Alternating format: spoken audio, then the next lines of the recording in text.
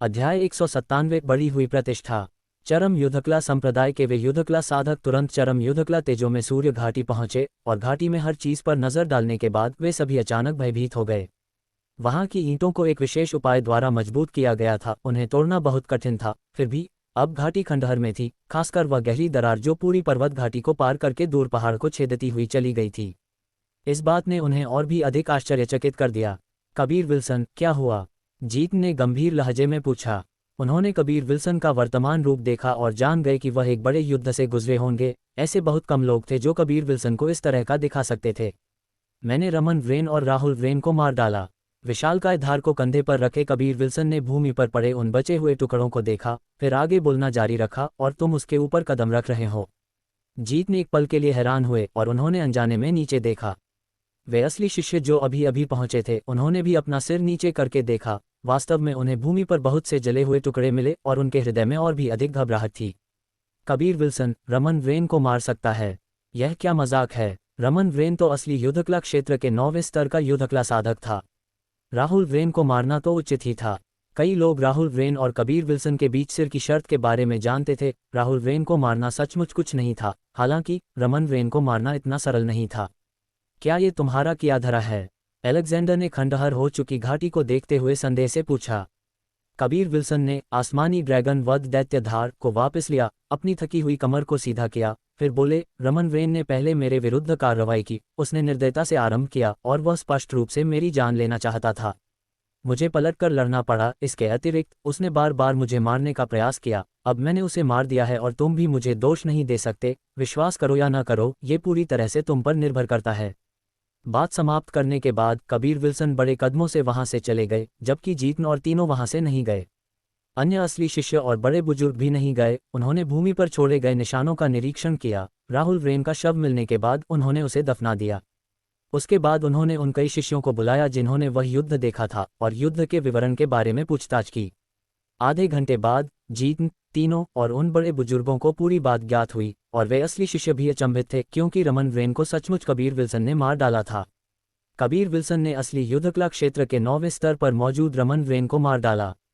इस मामले ने पूरे चरम युद्धकला संप्रदाय को हिलाकर रख दिया। तियानमेन नगर में हर कोई इसी के विषय में बातें कर रहा था। तियानमेन नगर में कई दल थे जो कबीर विल्सन को मारने के लिए पहले ही आ चुके थे, लेकिन सूचना के सही होने की पुष्टि होने के बाद वे एक एक करके चले गए।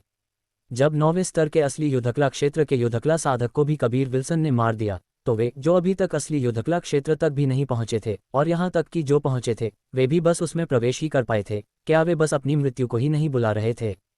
हालांकि कुछ लोग नहीं गए। उनका मानना था कि कबीर विल्सन ने भाग्य से रमन व्रेन को मारा था, क्योंकि उन्होंने सुना था कि लड़ाई के दौरान अचानक एक बिजली चमकी और कबीर विल्सन ने रमन व्रेन को मारने के लिए इसी बिजली पर भरोसा किया था, जिससे ये पूरी बात विश्वसनीय लगने लगी। अन्यथा सिर्फ एक 20 वर्षीय अनुभवहीन लड़के के लिए असली युद्धकला क्षेत्र के 9वें स्तर के एक बड़े बुजुर्ग को मारना बिल्कुल असंभव होता। उनमें से कई ने इस कथन पर दृढ़ता से अपना पक्ष रखा, अन्यथा ये हर किसी को एक बहुत बड़ा आघात देता। कबीर विल्सन ने उस समय रिनी की शक्ति पर भरोसा करते हुए ड्रैगनस्लेयर के साथ मारक वार से वज्रपात कट को चलाया था, जिससे बिजली भड़की थी और केवल बिजली की शक्ति से ही उसने वह वार किया था। कबीर विल्सन 3 मास तक गायब रहने के बाद प्रकट हुआ और अचानक इतना बड़ा कार्य कर दिया। इस बात ने पूरे चेनवू महाद्वीप को व्याकुल कर दिया। इससे पहले कई परिवार और संप्रदाय कबीर विल्सन को खोज रहे थे, लेकिन उन्हें नहीं मिला, और अब उन्हें पता चला कि कबीर विल्सन चरम युद्धकला संप्रदाय में था। एक एक करके हर कोई कबीर विल्सन को खोजने आया, क्योंकि कबीर विल्सन ने काला कछुआ रहस्यमय क्षेत्र में कई असली युद्धकला क्षेत्र के युद्धकला साधकों को अपंग कर दिया था। ये कई परिवारों के मांस का एक टुकड़ा काट लेने जैसा था। शीघ्रता से कबीर विल्सन को सौंप दो। इस व्यक्ति का हृदय सांप और बिच्छुओं जितना विषैला है। वह निश्चित रूप से कोई दानवी बुरी कला का अभ्यास कर रहा होगा, इसीलिए वह इतना शक्तिमान है।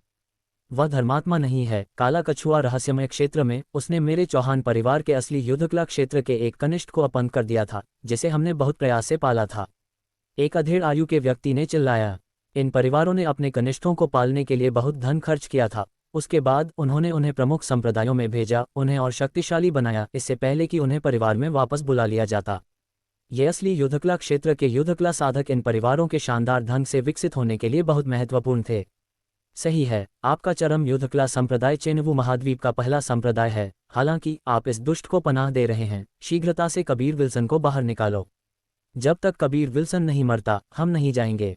वह एक राक्षस है जिसने 100 से अधिक असली युद्धकला क्षेत्र के युद्धकला साधकों को अपंग कर दिया। हम निश्चित रूप से उसे टुकड़ों में काट देंगे। उद्धरण चिन्ह उद्धरण चिन्ह। चरम युद्धकला संप्रदाय के प्रवेश द्वार पर बहुत से लोग इकट्ठा हो गए हैं, शपथ ले रहे हैं और चीख रहे हैं। उन्होंने जरा सा भी उल्लेख नहीं किया कि इन असली युद्धकला क्षेत्र के शिष्यों ने पहले कबीर विल्सन को लूटने का प्रयास किया था, मानो कबीर विल्सन ने बिना किसी स्पष्ट कारण के उन असली युद्धकला क्षेत्र के युद्धकला साधकों को अपंग कर दिया हो। कबीर विल्सन द्वारा रमन रेन और राहुल रेन को मारने के बाद वह चरम गोली राजा प्रांगण में कुछ अच्छे दिनों के लिए विश्राम कर रहा था। क्योंकि रमन रेन ने पहले कबीर विल्सन के विरुद्ध कार्रवाई की थी, कबीर विल्सन को उसे मारने के लिए कोई बुरा परिणाम नहीं झेलना पड़ा। और सबसे महत्वपूर्ण बात यह थी कि जीतन और अलेक्जेंडर ने पुष्टि की थी कि रमन रेन ने पहले कबीर विल्सन को मारने की योजना बनाई थी। हालांकि कई बड़े परिवार यहां कबीर विल्सन के विरुद्ध युद्ध करने आए थे, फिर भी चरम युद्धकला संप्रदाय के शिष्यों को लगा कि कबीर विल्सन ने चरम युद्धकला संप्रदाय के लिए प्रसिद्धि लाई है और इसीलिए इसका परिणाम पशु युद्धकला संप्रदाय और असली युद्धकला संप्रदाय के बीच बार बार संघर्ष में हुआ। कबीर विल्सन ने एक ही बार में कई असली युद्धकला क्षेत्र के युद्धकला साधकों को अपंग कर दिया था और इससे चरम युद्धकला संप्रदाय के शिष्यों को बहुत संतुष्टि मिली। कई लोग जानते थे कि कबीर विल्सन ने उन शिष्यों को अपंग किया क्योंकि वे कबीर विल्सन को लूटना चाहते थे और यही एकमात्र कारण था कि उसने कार्रवाई की। अन्यथा वह चरम युद्धकला संप्रदाय के शिष्यों को ही क्यों अपंग करेगा, और इस बात की पुष्टि दिव्य अस्त्र स्वर्गीय साम्राज्य के कई असली युद्धकला क्षेत्र के शिष्यों ने की थी। और इस बात के संबंध में रूही ने कबीर विल्सन का पुरजोर समर्थन किया, इसलिए दिव्य अस्त्र स्वर्गीय साम्राज्य के उन शिष्यों ने गवाही दी। इन लोगों के मुंह सदाचार और नैतिकता से भरे हैं, जैसे कि ये अपंग हुए लोग संत थे। ये बदमाश मुझे लूटना चाहते थे। मैं उन पर कार्रवाई करने में भी बहुत आलसी था। मुझे सच में उन लोगों को शांत न करने का पछतावा हो रहा है। कबीर विल्सन अत्यंत क्रोधित था। एक क्रिस्टल गोले से वह प्रवेश द्वार पर चिल्ला रहे उन लोगों को देख सकता था। तुम क्या करने वाले हो? बुजुर्ग गोली ने आसमानी गहन वृक्ष पर खिल रहे उन सुंदर फूलों को देखते हुए कहा, तुम बेहतर होगा कि यहीं ईमानदारी से रुको, इस अफवाह को गुजर जाने दो। कबीर विल्सन ने अपनी जांघ पर थप्पड़ मारा और उत्तर दिया, असंभव, मैं बाहर जा रहा हूं। तुम जाओ और छोटे गंजे को बुलाओ, तुम दोनों मेरे साथ बाहर चलो, देखो तुम्हारे युद्धकला काका उनके साथ कैसे खेलते हैं। कबीर विल्सन अपनी चरम अवस्था में लौट आया था। हालांकि रिनी अभी भी विश्राम कर रही थी। उसने पाताल लोक अतल गहराई से पृथ्वीसार दिव्य फल का आधा भाग खाया था और केवल इसी के कारण वह तेजी से आगे बढ़ने में सक्षम थी। तुम क्या करने वाले हो? बुजुर्ग गोली ने पूछा। जल्द ही तुम्हें पता चल जाएगा कि मैं सब कुछ कैसे सुलझाऊंगा। हालांकि मैं उन निर्लज लोगों के बारे में चिंतित हूं, उस समय मुझ पर आक्रमण हो सकता है, इसलिए तुम्हें और छोटे गंजे को आना होगा और उन पर दबाव डालना होगा। कबीर विल्सन ने अपने होठों के कोने उठाए क्योंकि उसके चेहरे पर एक धूर्त मुस्कान दिखाई दी। कबीर विल्सन की वह मुस्कान देखकर बुजुर्ग गोली जान गए कि कोई बड़ी विपदा में है। अलेक्जेंडर आ गए थे। उन्होंने कबीर विल्सन को उन शोर मचाने वाले लोगों का सामना करने की सलाह नहीं दी जो समस्या खड़ी कर रहे थे। हालांकि कबीर विल्सन बाहर जाने पर जिद कर रहे थे। वह जाहिर तौर पर अपने युवा युद्धकला काका की अवज्ञा नहीं कर सकते थे और उन लोगों को दबाने के लिए अलेक्जेंडर ने चरम युद्धकला संप्रदाय के कई असली शिष्यों को बुलाया। कुछ ऐसे भी थे जिन्होंने असली युद्धकला क्षेत्र को पार कर लिया था। हालांकि वे लड़ने नहीं जा रहे थे, लेकिन वे हमेशा सम्मान हासिल करने में अपना समर्थन दे सकते थे। यदि आप किसी विशिष्ट पद या स्थान के नाम का भी पूर्ण हिंदी अनुवाद चाहते हैं, जैसे कि कबीर विल्सन को कबीर या चरम युद्धकला संप्रदाय को किसी और नाम से, तो मुझे बताएं। वर्तमान में मैंने नामों को उनके मूल उच्चारण के करीब रखा है ताकि पात्रों की पहचान बनी रहे। अध्याय 198 मानव हृदय अगम्य है। जैसे ही चरम युद्धकला संप्रदाय का द्वार खुला, वे पहले से हो रहे ऊंचे चीखने चिल्लाने के स्वर अचानक शांत हो गए। द्वार खुलने के बाद एक शक्तिशाली दबाव उन पर पड़ा, जिससे वे लोग तुरंत कम से कम कुछ कदम पीछे हटने पर विवश हो गए। अचानक द्वार से अनेक लोग बाहर निकले। इसके अलावा उनमें से प्रत्येक बहुत बलवान था। भीड़ चिंतित हुए बिना नहीं रह सकी। यदि चरम युद्धकला संप्रदाय धार्मिकता की परवाह किए बिना उन सभी को बंदी बना लेता और मार डालता, तो उनके परिवारों की इस मामले में कोई राय नहीं होती। कबीर विल्सन के विरुद्ध युद्ध छेड़ने आए अधिकांश लोग विभिन्न परिवारों के उच्च स्तर के व्यक्ति थे, यहाँ तक कि परिवारों के मुखिया और बड़े बुजुर्ग भी आए थे। उनकी शक्ति असली युद्धकला क्षेत्र से ऊपर थी, लेकिन अब चरम युद्धकला संप्रदाय के इतने सारे शक्तिशाली असली शिष्यों का सामना करते हुए उनके हृदयों में आत्मविश्वास की कमी थी। साथ ही वे चरम युद्धकला संप्रदाय की शक्ति पर गुप्त रूप से आश्चर्यचकित थे। कबीर विल्सन को भी यह उम्मीद नहीं थी कि अलेक्जेंडर वास्तव में पूरे 20 से 30 असली शिष्यों को बुलाएगा। साथ ही उनमें से कई असली युद्धकला क्षेत्र के 9वें स्तर से अधिक शक्तिशाली थे, उनमें से कुछ तो चरम क्षेत्रों में भी थे। ऐसी पंक्ति बहुत भयानक थी, भीड़ लगभग भय से मर गई थी। वे जो कबीर विल्सन के विरुद्ध युद्ध छेड़ने आए थे, उन्होंने मुखौटा लगाए बुजुर्ग गोली के साथ साथ सफ़ेद भौहों और दाढ़ी वाले एक गंजे व्यक्ति को भी देखा। वे सभी कांप उठे और वे सब अचानक ठंडे पसीने से भीग गए। ये चरम युद्धकला संप्रदाय के दो शीर्ष व्यक्ति थे और कबीर विल्सन उनके बगल में चल रहा था। सभी की अपेक्षाओं के विपरीत बुजुर्ग गोली और अलेक्जेंडर, इस स्तर के व्यक्ति, वास्तव में कबीर विल्सन के लिए खड़े हुए। इसने सभी को झिझकने पर विवश कर दिया। क्या तुम सब मुझे ही नहीं खोज रहे थे? कुछ बातें आमने सामने कहना बेहतर है। अगर मुझे ठीक से याद है तो मैंने उन लोगों को मारा नहीं, बस अपंग किया था। उनके लिए व्यक्तिगत रूप से यहाँ आना इतना मुश्किल नहीं होना चाहिए। यह मामला मेरे और उनके बीच का है। उन लोगों को बुलाओ और मेरे सामने खड़ा करो। आइए देखें कि गलती किसकी है, कबीर विल्सन ने ठंडेपन से कहा। अपने दोनों हाथ पीठ के पीछे रखकर वह आगे बढ़ा और उन लोगों पर नजर डाली। तुम बेहतर होगा कि बकवास न करो। दिव्य अस्त्र स्वर्गीय साम्राज्य के शिष्यों ने पुष्टि की है कि तुम्हारे लोगों ने पहले कबीर विल्सन को लूटना चाहा था। उसका उन्हें अपंग करना भी स्वाभाविक है। अलेक्जेंडर ने उपहास किया। उसने उन लोगों को घूरा। उसकी केवल एक नज़र ने इन लोगों को अपना क्रोध प्रकट करने की हिम्मत नहीं करने दी। कबीर विल्सन ने जोर से चिल्लाया, बोलो, अब तुम क्यों नहीं बोल रहे हो? पहले क्या तुम सब मुझे बहुत आनंद से कोस नहीं रहे थे? कहा कि मैं शैतान स्वामी हूँ, कहा कि मैं अनैतिक हूँ, कहा कि मैं दुष्ट हूँ। यह मेरे विरुद्ध मानहानि के समान है। बोलते समय कबीर विल्सन का मारक हृदय उसके मनोदशा के उतार चढ़ाव का अनुसरण करते हुए विशाल मात्रा में मारक शक्ति के साथ फूट पड़ा। ये लोग अचानक अत्यंत भयभीत और चौकस हो गए और तेजी से और भी पीछे हट गए। मेरे चौहान परिवार के जिस कनिष्ठ को तुमने अपंग किया, उसके अनुसार तुमने बिना किसी कारण के उस पर आक्रमण किया। उसने तुम्हें लूटने की कोशिश भी नहीं की, वह केवल खजाना खोजने के लिए द्वीप पर रुका था। एक अधेड़ आयु के व्यक्ति ने गहरी सांस ली और जोर से बोला, दिव्य अस्त्र स्वर्गीय साम्राज्य के शिष्य सच नहीं बोल रहे हैं। मुझे लगता है कि तुम उन्हें अपनी तरफ ले आए हो। अन्य लोगों ने भी अपना मन पक्का किया और वे सब एक एक करके चिल्लाने लगे। अगर तुमने बिना किसी कारण के हमारे बच्चों को चोट नहीं पहुंचाई होती तो हम तुम्हारे लिए इतना अधिक इनाम घोषित नहीं करते। ठीक कहा, तुम्हारा चरम युद्धकला संप्रदाय संख्या के बल पर लाभ उठा रहा है। ये बर्बर और अनुचित है। कबीर विल्सन, तुम बेहतर होगा कि हमें एक स्पष्टीकरण दो। कबीर विल्सन ने भौहें चढ़ाईं और गंभीर लहजे में कहा, तुम अपने उन अपंग हुए लोगों को बुलाओ, मैं सभी को संतोषजनक स्पष्टीकरण दूंगा। हमसे ऐसा करने की उम्मीद मत करो। क्या उन्हें अपंग करना तुम्हारे लिए काफ़ी नहीं है? तुम उनके घावों को और अधिक कुरेना चाहते हो। एक आदमी चिल्लाया। बुजुर्ग गोली, अलेक्जेंडर और अन्य लोग केवल देख रहे थे क्योंकि कबीर विल्सन ने कहा था कि वह इसे खुद निपटाना चाहता है और उसे उनके हस्तक्षेप की आवश्यकता नहीं है। वे भी देखना चाहते थे कि उनका युवा युद्धकला काका इन लोगों से अंत में कैसे निपटने की योजना बनाता है। कबीर विल्सन ने अचानक एक आधार निर्माण गोली, बिल्डिंग फाउंडेशन पिल, निकाली और कहा, यह एक आधार निर्माण गोली है। जो कोई भी यह स्वीकार करेगा कि उनके लोगों ने पहले मुझे लूटना चाहा था, मैं उन्हें यह आधार निर्माण गोली दूंगा। लोगों की वह भीड़ अचानक शांत हो गई। हर कोई एक दूसरे को देखने लगा। कुछ झिझक थी। हालांकि इन लोगों ने पहले कभी आधार निर्माण गोली नहीं देखी थी, लेकिन उन्होंने किताब में कुछ चित्र देखे थे। वे ये भी जानते थे कि कबीर विल्सन ने व्रेन परिवार से 3 आधार निर्माण गोलियां जीती थीं। एक अकेली आधार निर्माण गोली भी अच्छे कुछ लाख स्फटिक पत्थरों के लायक थी। अगर 10वें स्तर के नश्वर युद्धकला क्षेत्र के युद्धकला साधक को दी जाए तो यह उन्हें असली युद्धकला क्षेत्र में प्रवेश करने की अनुमति भी दे सकती थी। यदि इसकी नीलामी की जाती तो 5 से 6 लाख स्फटिक पत्थर प्राप्त करना कोई कठिन बात नहीं थी। हालांकि ये परिवार कुछ लाख स्फटिक पत्थरों का खर्च उठा सकते थे, लेकिन आधार निर्माण गोली एक दुर्लभ औषधि थी जिसका कोई निश्चित बाजार मूल्य नहीं था। इस बिंदु पर वे सभी एक बड़े प्रलोभन का सामना कर रहे थे। इन लोगों को पूरी तरह से चुप देखकर कबीर विल्सन ने फिर से एक और आधार निर्माण गोली निकाली और ठंडी मुस्कान दी। 2. यदि कोई यह स्वीकार करता है कि उसके अपने परिवार के सदस्य ने मुझे लूटना चाहा था तो मैं उन्हें ये 2 आधार निर्माण गोलियां दूंगा। यहाँ इतने सारे लोग गवाह के रूप में हैं, मैं अपने शब्दों से बिल्कुल नहीं पलटूंगा। ये देखकर बुजुर्ग गोली ने गुप्त रूप से अपने दांत भींचे और तेजी से कबीर विल्सन को संदेश भेजा, तुम ये 2 आधार निर्माण गोलियां मुझे ही दे दो, मैं तुम्हें इनसे निपटने में सहायता करूंगी। कबीर विल्सन ने जवाब दिया, मैं ऐसा व्यक्ति नहीं हूं जो नुकसान उठाए। छोटी लड़की, बस देखो कि यह युद्धकला काका उनसे कैसे निपटता है। अचानक एक अधेड़ आयु के व्यक्ति ने चिल्लाया, मैं स्वीकार करता हूं कि हमारे परिवार के शिष्य ने वास्तव में तथ्यों को गढ़ा और मुझे धोखा दिया। अभी कुछ देर पहले इस पर विचार करने के बाद मुझे लगा कि उसकी बातों में बहुत सारी खामियां थीं और दिव्य अस्त्र स्वर्गीय साम्राज्य के शिष्य ईमानदार हैं। उन्होंने जो कहा वह सच होना चाहिए और वास्तव में हमारे परिवार के शिष्य ने पहले तुम्हारा खजाना छीनना चाहा था।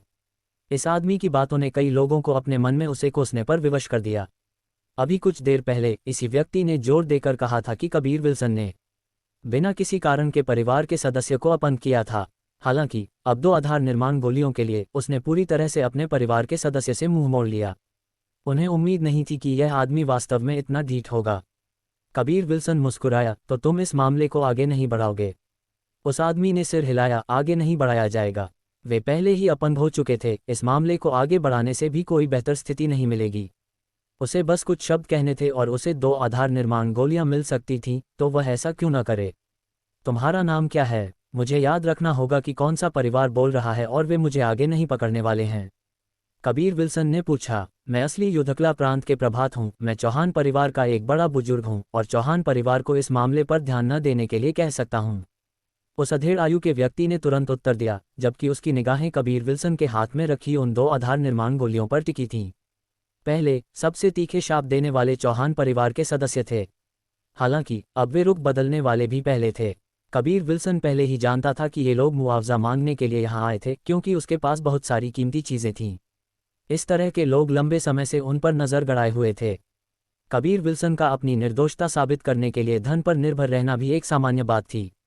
कबीर विल्सन खुशी से मुस्कुराया और कहा, अच्छा, ये आधार निर्माण गोलियां अब तुम्हारी हैं।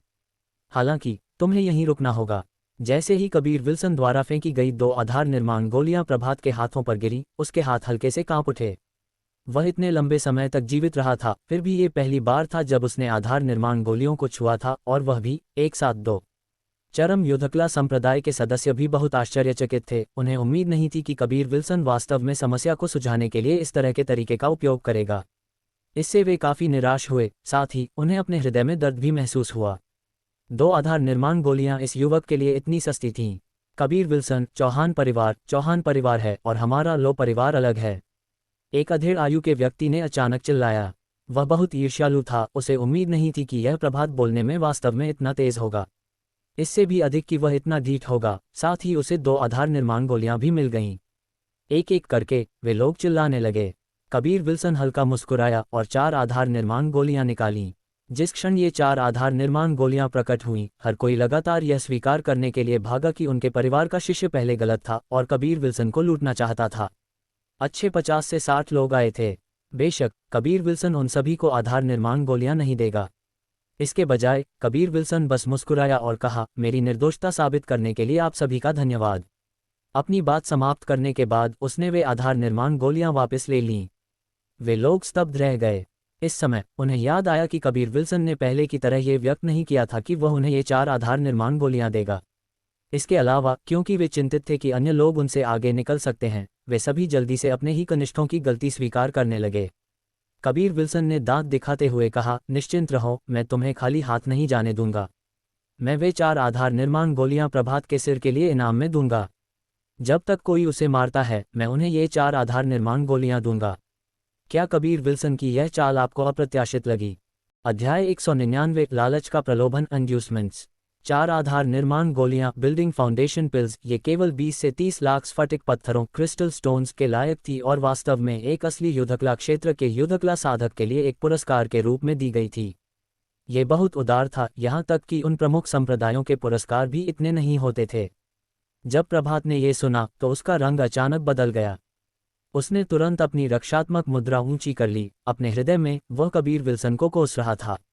जबकि अन्य लोग प्रभात पर मृत्यु तुल्य घूर रहे थे, वे विचार कर रहे थे कि उन्हें कार्रवाई करनी चाहिए या नहीं। कबीर विल्सन पर इनाम अपने आप में 1 करोड़ स्फटिक पत्थर था, लेकिन अब किसी ने भी उसके विरुद्ध हाथ उठाने की हिम्मत नहीं की, क्योंकि कबीर विल्सन चरम युद्धकला संप्रदाय के प्रवेश द्वार पर था। यदि कबीर विल्सन बाहर होता तो ये लोग पहले ही उस पर टूट पड़े होते। प्रभात मेरा है, एक बूढ़े व्यक्ति ने ठंडेपन से कहा और अपनी एक लंबी धार निकाली। लंबी धार से शीतलता की शक्ति लगातार बहने लगी और भीड़ फैलने के लिए मजबूर हो गई। राजवीर, क्या तुम गंभीर हो? प्रभात थोड़ा चौंक गया और जोर से चिल्लाया। साथ ही वह धीरे धीरे और सावधानी से पीछे हट गया। कबीर विल्सन अपने हृदय में हंस रहा था। वह जानता था कि ये सभी लोग एक ही स्थान से आए थे और वे सभी विभिन्न महान परिवारों से संबंधित थे। जब तक वे किसी महान परिवार का हिस्सा थे, तब तक उनके बीच हमेशा किसी न किसी प्रकार का संघर्ष रहेगा। बात यहाँ तक थी कि उनमें से कुछ तो एक दूसरे को समाप्त करने का अवसर खोजने के लिए भी इंतजार नहीं कर सकते थे। बुजुर्ग गोली, अलेक्जेंडर और अन्य बड़े बुजुर्ग कबीर विल्सन के तरीकों की प्रशंसा किए बिना नहीं रह सके। हालांकि कबीर विल्सन ने अब 6 आधार निर्माण गोलियां निकाली थीं और ये लाभ के योग्य नहीं था। बेशक मैं गंभीर हूँ। तुम्हारे चौहान परिवार की मूल रूप से हमारे वॉटसन परिवार के साथ दुश्मनी थी, तो अगर मैं तुम्हें मार दूं तो क्या होगा? राजबीर ने एक विकृत हंसी दी और एक बहुत ही असामान्य कदम के साथ वह तुरंत प्रभात के बगल में पहुंच गया। उसने अपने हाथों में शीतलता की शक्ति से भरी उस लंबी धार को लहराया और जोर से नीचे वार किया। इस क्षण एक ठंडी हवा का झोंका चारों दिशाओं में बह गया। हर कोई ठंड से कांपे बिना नहीं रह सका। कबीर विल्सन ने ध्यान दिया कि राजबीर असली युद्धकला क्षेत्र के तीसरे स्तर पर था, जबकि प्रभात असली युद्धकला क्षेत्र के दूसरे स्तर पर था। उनके बीच एक बड़ा अंतर था।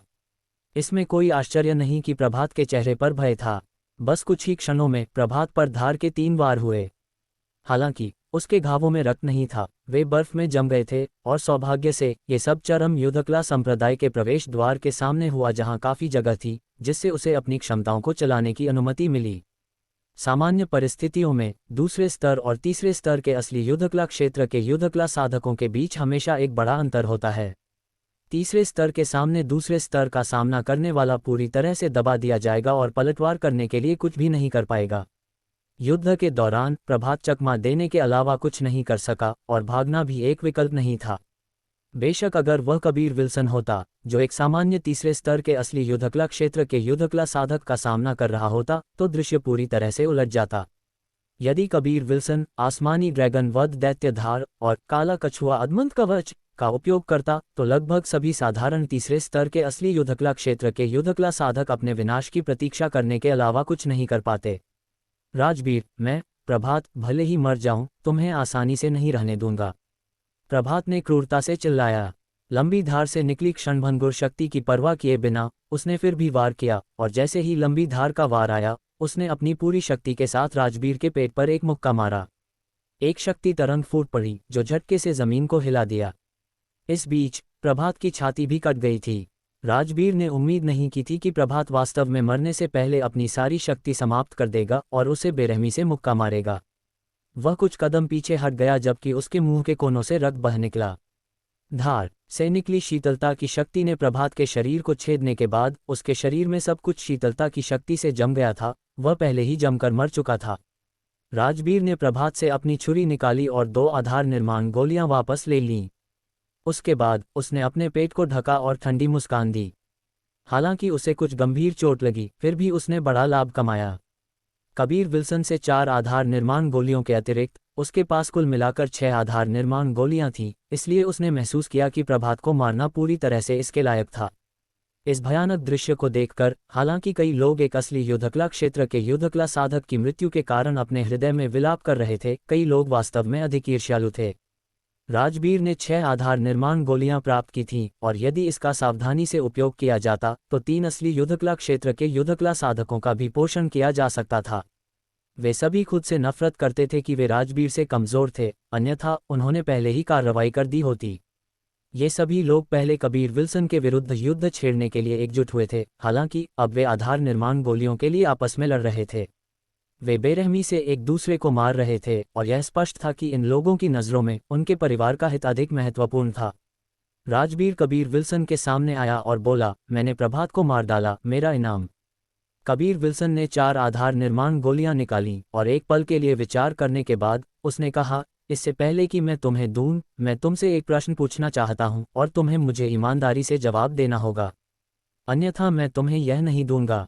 राजबीर ने भौहें चढ़ाईं। उसके जुरीदार चेहरे से यह स्पष्ट था कि वह थोड़ा क्रोधित था। उसने ठंडेपन से उत्तर दिया, पूछो, क्या तुम जानते थे कि मैंने उन असली युद्धकला क्षेत्र के युद्धकला साधकों को केवल इसलिए अपंग किया क्योंकि वे मुझे लूटना चाहते थे? कबीर विल्सन राजबीर को ध्यान से देख रहा था। नहीं, राजबीर ने कुछ देर सोचने के बाद उत्तर दिया। कबीर विल्सन ने उपहास किया, तो अब क्या तुम भी मेरे द्वारा तुम्हारे वॉटसन परिवार के शिष्यों को अपंग करने के लिए मुझे जिम्मेदार ठहराने जा रहे हो? मैं तुम्हें जिम्मेदार नहीं ठहराने वाला हूँ। क्या तुम मुझे आधार निर्माण गोलियां देने वाले हो या नहीं? या तुम इतने सारे लोगों के सामने अपने शब्दों से पीछे हटने वाले हो? राजबीर अपने हृदय में अत्यंत क्रोधित था। चिंता मत करो, मैं तुम्हें दूंगा, मैं बस अपनी निर्दोषता साबित करना चाहता था। मैं तुमसे पूछता हूँ, कुछ समय पहले तुम और प्रभात की आवाज़ सबसे स्पष्ट थी क्योंकि तुमने मुझे शैतान और तरह तरह की चीज़ें कहा था। अब तुम अचानक इस मामले को आगे क्यों नहीं बढ़ा रहे हो? तो कहने का मतलब है तुम पहले मेरी मानहानि कर रहे थे, है ना? कबीर विल्सन ने पूछा। मैं मानता हूँ, पहले हमने वास्तव में तुम्हारी मानहानि की थी, लेकिन फिर बस। कबीर विल्सन की आवाज़ भारी हो गई क्योंकि उसके शरीर से अचानक एक भयानक मारक शक्ति उमड़ पड़ी। सबने केवल एक आसमानी चमक देखी, इससे पहले कि रक्त का फव्वारा फूटा और राजबीर का सिर जमीन पर गिर गया। आसमानी विशाल धार से रक्त टपक रहा था, जबकि राजबीर का शरीर और सिर रक्त के एक पूल में पड़ा था। कबीर विल्सन ने वास्तव में राजबीर को मार डाला। उसकी यह कार्रवाई सभी की अपेक्षा से पूरी तरह से बाहर थी, और राजबीर के लिए तो और भी अधिक। यही एकमात्र कारण था कि कबीर विल्सन इतनी तेजी से उसका सिर काट सका। कबीर विल्सन ने ठंडी मुस्कान दी और उन लोगों को घूरा जो उसके लिए आए थे। अंत में उसने मेरी मानहानि की थी। तुम सबने उसे खुद स्वीकार करते हुए सुना है कि उसने मेरी मानहानि की थी। इन लोगों का हृदय तेजी से धड़कने लगा, वे भयभीत हुए बिना नहीं रह सके। राजबीर के सिर कटे शव से कबीर विल्सन ने 2 आधार निर्माण गोलियां वापस ले लीं। उसके कार्यों को देखते हुए हर कोई उसके तरीकों की प्रशंसा किए बिना नहीं रह सका। पहले ऐसा लगा कि उसने आधार निर्माण गोलियां खोद दी हैं, हालांकि अब उसने न केवल खुद को किसी भी नुकसान से बचाया, उसने इन लोगों को अपने मुंह से यह स्वीकार करने के लिए भी मजबूर कर दिया कि उसने कुछ भी गलत नहीं किया। साथ ही उसने राजबीर को प्रभात को मारने के लिए भी मजबूर किया। और अंत में उसके पास राजबीर को मारने का एक उचित कारण भी था।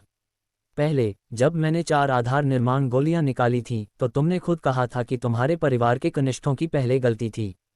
क्या तुम अभी भी नहीं जाने वाले हो, या तुम यहाँ उन दोनों के अंतिम संस्कार में शामिल होने के लिए रुकना चाहते हो? मुझे कुछ और लोगों को मारने में कोई आपत्ति नहीं है। कबीर विल्सन ने एक उदासीन नज़र के साथ उन सभी लोगों को घूरा। बातें सुलझ गई हैं। पहले तुमने खुद ही ये तथ्य स्वीकार किया है कि तुम्हारे शिष्य गलत थे, और तुमने खुद ही कहा था कि तुम अब कबीर विल्सन को जिम्मेदार नहीं ठहराते हो। हम सभी ने इसे स्पष्ट रूप से सुना है। अलेक्जेंडर ने स्पष्ट आवाज में कहा, अगर तुम झूठ बोलने की हिम्मत करते हो तो मुझे विनम्र न होने के लिए दोष मत देना। मेरे चरम युद्धकला संप्रदाय के शिष्यों को परेशान मत करो। बुजुर्ग गोली की आवाज़ ठंडी लगी, वह मारक शक्ति से भरी हुई थी। ये लोग अपने हृदय में कराह रहे थे और आहें भर रहे थे। हालांकि उन्हें लगा कि वे राजबीर और प्रभात से बहुत बेहतर थे, कम से कम वे मरे नहीं थे। उन सभी ने पहले सोचा था कि कबीर विल्सन एक युवा और तुच्छ व्यक्ति है, हालांकि उनकी अपेक्षाओं के विपरीत उसकी सूक्ष्मता बहुत गहरी थी, और बस कुछ ही कार्यों से उसने सब कुछ सफाई से हल कर दिया था। इस तथ्य का उल्लेख न करें कि वे भी अब किसी भी चीज़ का खंडन नहीं कर सकते थे। चरम गोली राजा प्रांगण में लौटने के बाद कबीर विल्सन एक सोफे पर लेट गया और आसमानी गहन वृक्ष पर नीली आभा में चमकते हुए उन फूलों को देखने लगा। फल लगने के लिए वृक्ष की प्रतीक्षा कर रहा था। बुजुर्ग गोली भी अक्सर मिलने आती थी। वे केवल 40 आसमानी गहन फल थे, और वह भी एक अत्यंत दुर्लभ फल। हालांकि अब उनकी वृद्धि की गति साधारण फलों की तुलना में और भी तेज थी। अध्याय 200 प्रलोभन। मैं कहता हूँ, महिला, तुम इतनी बार अकेले एक पुरुष के घर क्यों आ रही हो, वह भी इतनी कसकर ढकी हुई? कबीर विल्सन ने बुजुर्ग गोली को फिर से देखकर मजाक किया। हम्फ, ये चरम गोली राजा प्रांगण मेरा क्षेत्र है, मैं जहाँ चाहूंगी वहाँ जाऊंगी। बुजुर्ग गोली ने ठंडी उपहास के साथ पलटवार किया, इससे पहले कि वह आसमानी गहन फूलों अजूर प्रोफाउंड फ्लावर्स को देखने के लिए अपना सिर उठाती। वह उनके फल लगने का इंतजार कर रही थी। कबीर विल्सन मुस्कुराया और बोला, मत देखो, वे तुम्हारे नहीं हैं। इस वृक्ष का स्वामी मैं हूँ, मुझे चिंता नहीं है। तुम इतनी परेशान क्यों हो? मैं फूल तो देख ही सकती हूँ, है ना? बुजुर्ग गोली ने उत्तर दिया। क्या तुम्हें ये फूल पसंद हैं? मैं, तुम्हारा युद्धकला काका, तुम्हारे लिए एक तोड़ सकता हूँ। कबीर विल्सन ने कहा। जैसे ही वह कूदने वाला था, बुजुर्ग गोली ने जल्दी से उसे रोक दिया। नहीं, उन फूलों में से एक आसमानी गहन फल के बराबर है। यह महसूस करने के बाद कि बुजुर्ग गोली को वास्तव में आधार निर्माण गोलियों की आवश्यकता थी, कबीर विल्सन ने पूछा, तुम्हें इतनी सारी आधार निर्माण गोलियां क्यों चाहिए? मेरे अपने कारण हैं, बुजुर्ग गोली ने धीमी आवाज में उत्तर दिया। उसने थोड़ा चारों ओर देखा और फिर चली गई। कबीर विल्सन ने उन सुंदर आसमानी फूलों को देखा, फिर कूदकर एक तोड़ लिया। उसके बाद वह बुजुर्ग गोली के कक्ष की ओर चला गया। जैसे ही बुजुर्ग गोली ने दरवाज़ा खोला, वह एक क्षण के लिए चौंक गई, इससे पहले कि कोमलता से चिल्ला उठी, तुम मूर्ख, तुमने सच में एक तोड़ लिया। कबीर विल्सन हंसा और बोला, तुम अक्सर उन फूलों को देखने आती हो, क्या तुम्हें वे पसंद नहीं हैं? यह मेरी ओर से एक भेंट है। उसके हाथ में फूल वास्तव में सुंदर था, हालांकि वह वृक्ष से अलग हो गया था, फिर भी वह आसमानी आभा से चमक रहा था। इसके अलावा हल्की फूलों की सुगंध हवा में बह रही थी।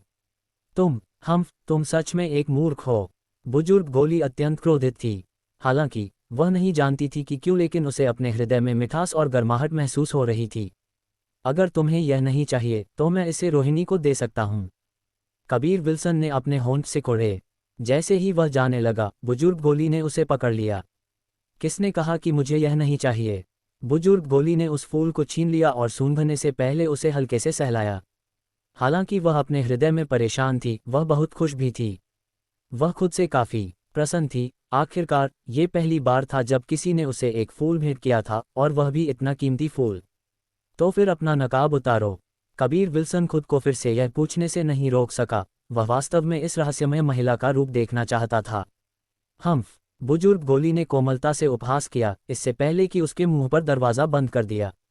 भले काम का सच में कोई भुगतान नहीं है। कबीर विल्सन ने दरवाजे पर लात मारी, इससे पहले कि वह चला गया।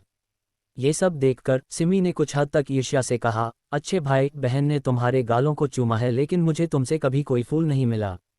भूमिका ने भी ठंडेपन से उपहास किया और कहा, उस नकाबपोश महिला ने अपना चेहरा तक नहीं दिखाया, फिर भी तुमने उसे ऐसा उपहार दिया। रिनी ने भी धीमी आवाज में बात की, ठीक कहा, पूरी तरह से पक्षपातपूर्ण।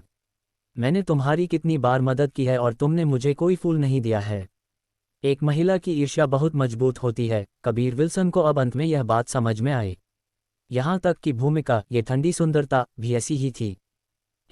हालांकि मैंने तुम्हारे लिए बहुत सारे सुंदर कपड़े और आभूषण खरीदे हैं। अगर तुम्हें फूल चाहिए तो मैं तुरंत जाकर तुम्हारे लिए एक तोड़ लाऊंगा।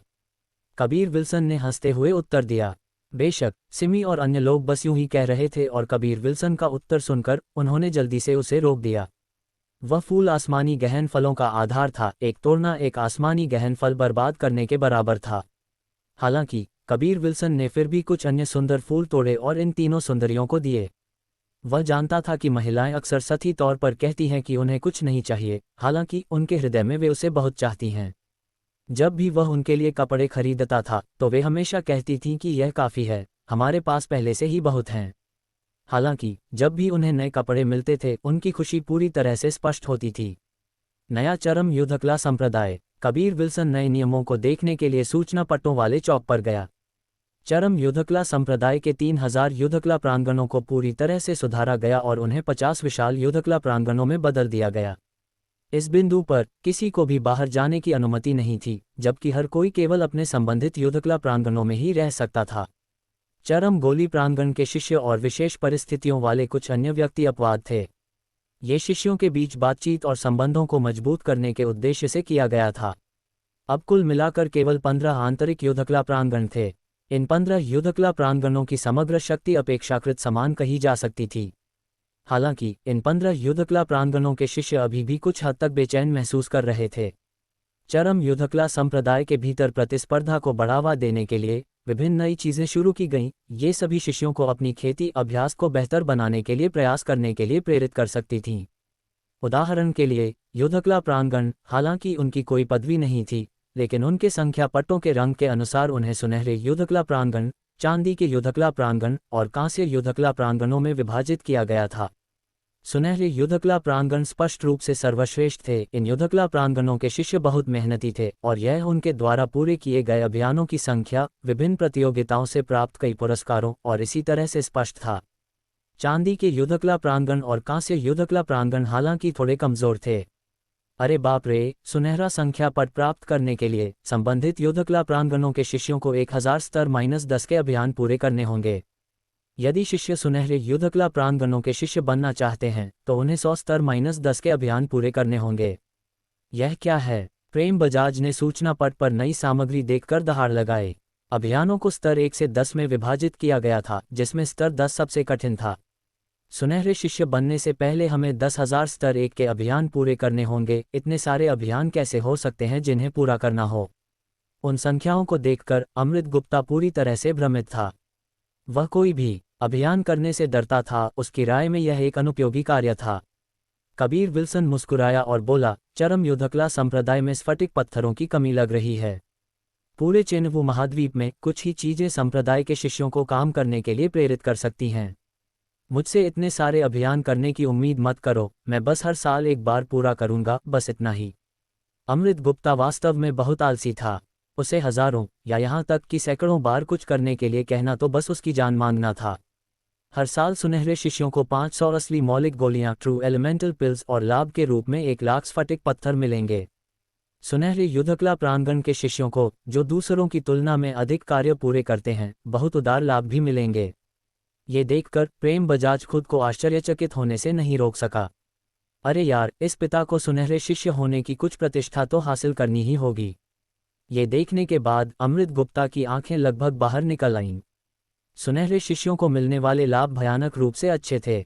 रणजीत ने एक क्षेत्र की ओर इशारा किया और कहा, स्तर -5 के अभियान 2 या उससे कम के समूहों में लिए जा सकते हैं। स्तर 6 से स्तर 9 तक अधिकतम 50 लोगों की अनुमति है, जबकि स्तर -10 के अभियान 100 लोगों की एक टीम द्वारा किए जा सकते हैं।